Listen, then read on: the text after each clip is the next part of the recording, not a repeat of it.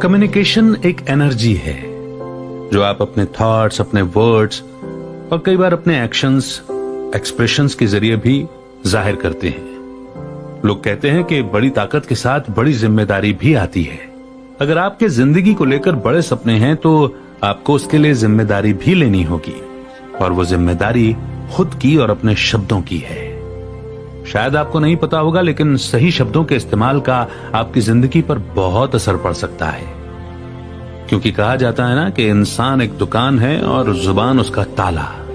ताला खुलता है तो पता चलता है कि दुकान में कौन सा माल भरा पड़ा है। आज की बुक समरी है the science of effective communication, जिसे लिखा है इयान टोवस्की ने। आज की ये बुक समरी आपको एक अच्छा कम्युनिकेटर बनना सिखाएगी।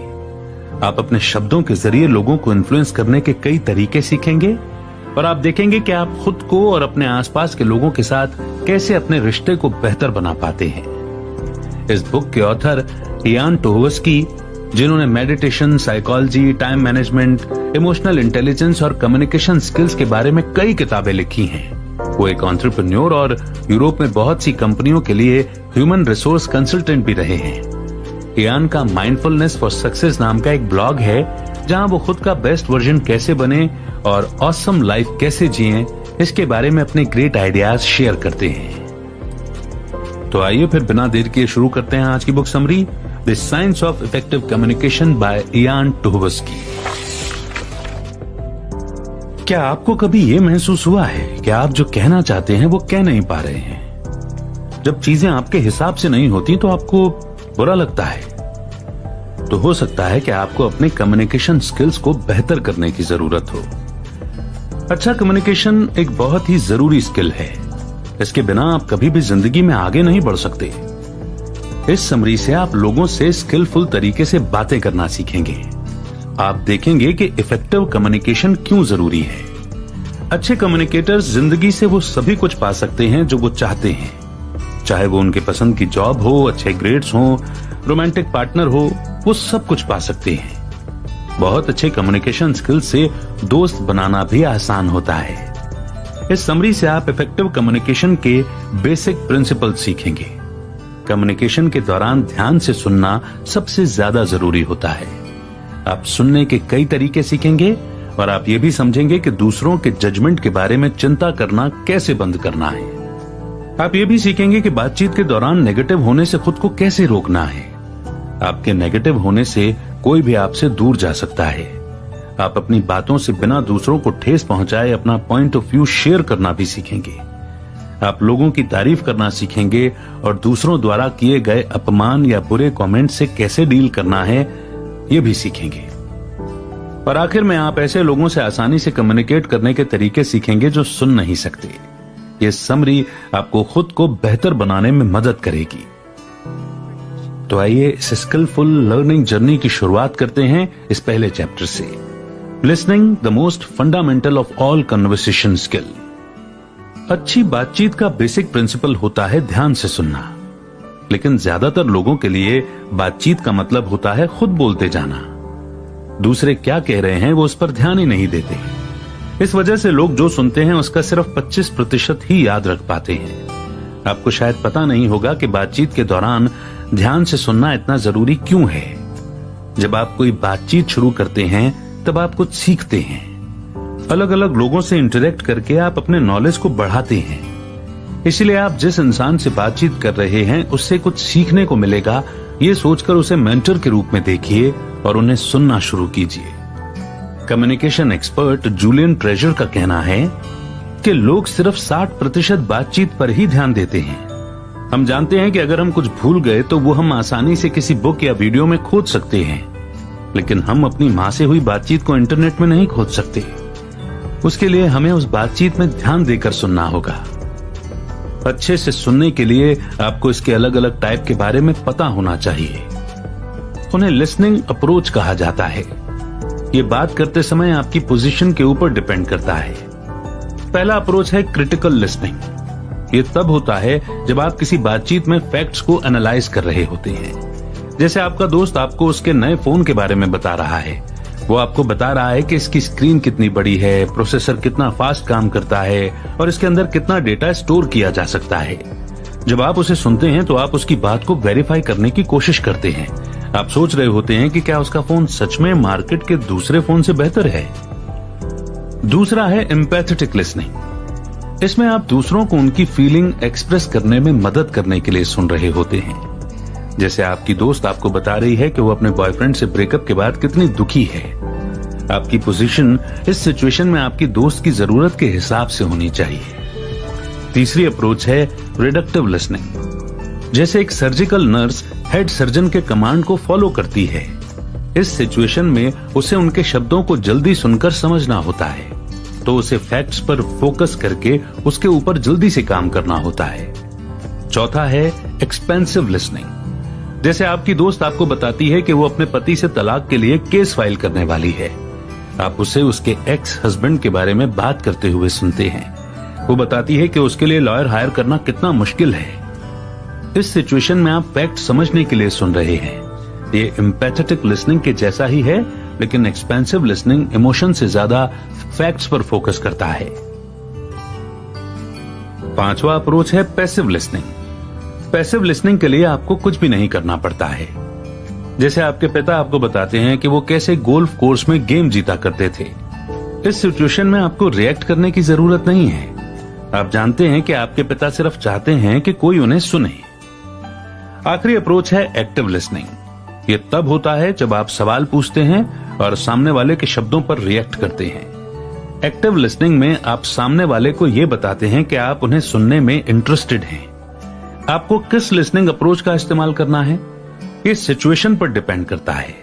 कई लोग एक्टिव लिसनिंग पसंद करते हैं क्योंकि दूसरों के द्वारा समझा जाना एक अच्छा एहसास होता है, लेकिन कई बार सिर्फ पैसिव लिसनिंग भी काफी होती है। How to stop fearing judgment. कुछ लोग बात करते समय सिर्फ सही शब्द चुनने में ही स्ट्रगल नहीं करते, बल्कि उन्हें इस बात का भी बहुत ज्यादा डर होता है कि उन्हें जज किया जाएगा।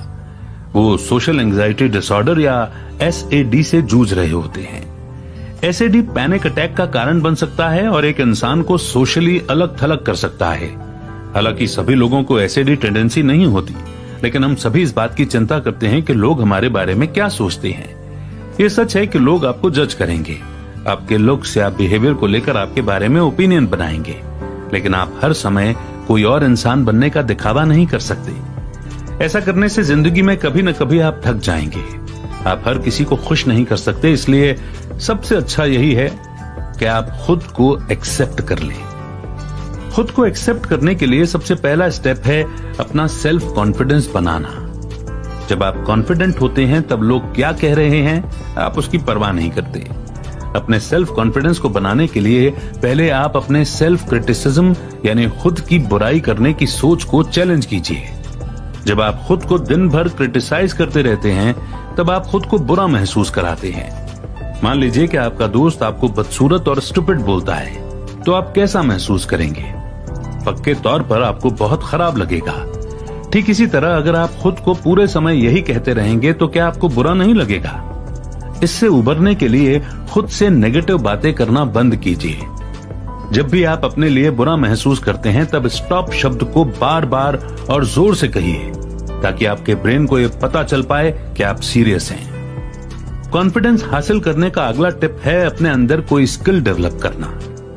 कोई नई स्किल सीखिए, जैसे कि बेकिंग या पेंटिंग। तब आप खुद पर गर्व महसूस करेंगे।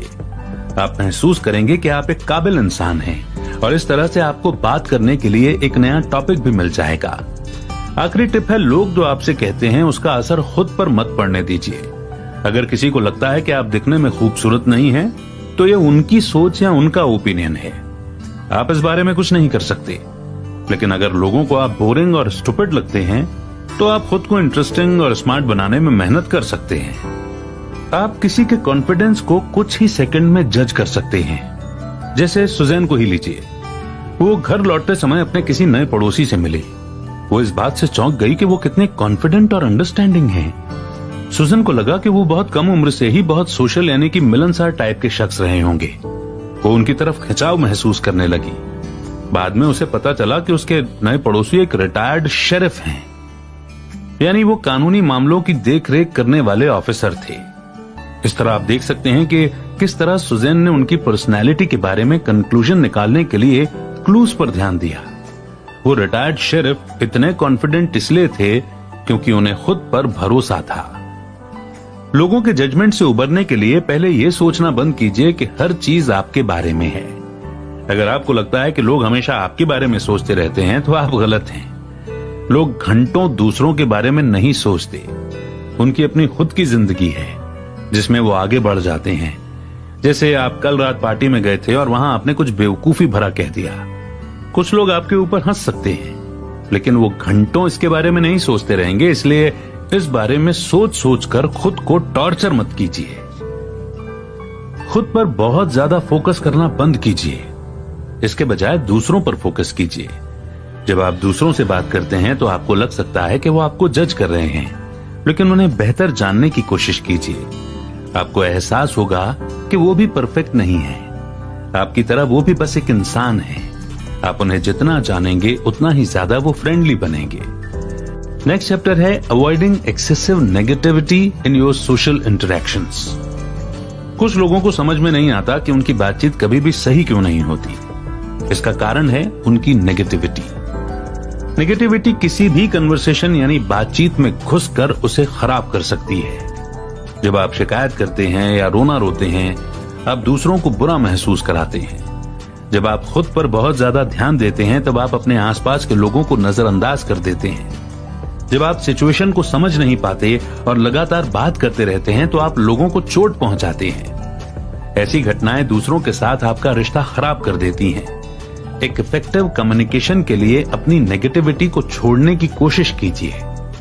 सिंपल से सवालों के लिए नेगेटिव जवाब आपका मूड खराब कर सकते हैं। जैसे आपने अपने पड़ोसी से पूछा कि वो कैसी हैं। उसने इसका नेगेटिव जवाब दिया। उसने कहा कि उसे बहुत काम करने हैं, मौसम भी खराब है और ऐसी ही कई और बातें बोली। क्या ऐसे में आप उससे अक्सर बात करना चाहेंगे? लेकिन अगर उसने आपको अलग तरह से जवाब दिया होता तो क्या होता? मान लीजिए कि आपके पड़ोसी ने कहा होता कि उसके सर में थोड़ा दर्द है, लेकिन वो जल्दी ही ठीक हो जाएगा। तो क्या आपको अच्छा नहीं लगता? इसका मतलब है कि अगर आप पॉजिटिव रहेंगे तो बाकी लोग भी पॉजिटिव होंगे। अपना खराब एक्सपीरियंस लोगों से शेयर करना गलत नहीं है, लेकिन आपको अपनी परेशानियों का बोझ उन पर नहीं डालना चाहिए। मान लीजिए कि एक दिन आपकी कार खराब हो जाती है और आपका फोन खो जाता है। घर लौटकर आपके पार्टनर के साथ बहस हो जाती है। अगले दिन आप सुबह अपनी कलीग को बहुत खुश देखते हैं। ठीक उसी समय आप उसका मूड खराब करना चाहते हैं ताकि आप खुद को अच्छा महसूस करा सकें। अब ये आपको नहीं करना चाहिए, क्योंकि धीरे धीरे लोग आपसे कन्नी काटने लगेंगे। इसके बजाय आप खुद को और आप जिससे बातचीत कर रहे हैं दोनों को खुश करने की कोशिश कर सकते हैं। मूड को हल्का करने की कोशिश कीजिए ताकि आप दोनों ही बात करने में कंफर्टेबल महसूस करें। ऐसा समय भी आएगा जब बातचीत के दौरान आपको कॉम्प्रोमाइज यानी कि समझौता करना पड़ेगा। जैसे आपके दोस्तों में से एक को लगता है कि रैना नाम की लड़की सुंदर है, लेकिन आपको ऐसा नहीं लगता। अगर उस समय आप तुरंत डिसएग्री करने लगेंगे तो वहां मौजूद सभी लोगों को बड़ा अजीब लगेगा। तो बातचीत को जारी रखने के लिए आपको यहां थोड़ा कॉम्प्रोमाइज तो करना पड़ेगा। लोगों को सबसे ज्यादा बुरा लगता है जब आप उनकी गलतियां गिनाते हैं, और बातचीत के दौरान ये बहुत भयानक हो सकता है। जैसे अगर आपका फ्रेंड जूलियन कोई एक शब्द ठीक से प्रोनाउंस नहीं कर रहा है तो उसे जाने दीजिए। उसे मत बताइए कि वो गलती कर रहा है, इससे उसे ठेस पहुंचेगी। इसे नजरअंदाज कीजिए। जब तक कि वो कुछ सीरियस नहीं करता तब तक उसे जाने दीजिए। और आखिरी प्रॉब्लम है सिर्फ अपने बारे में बात करना।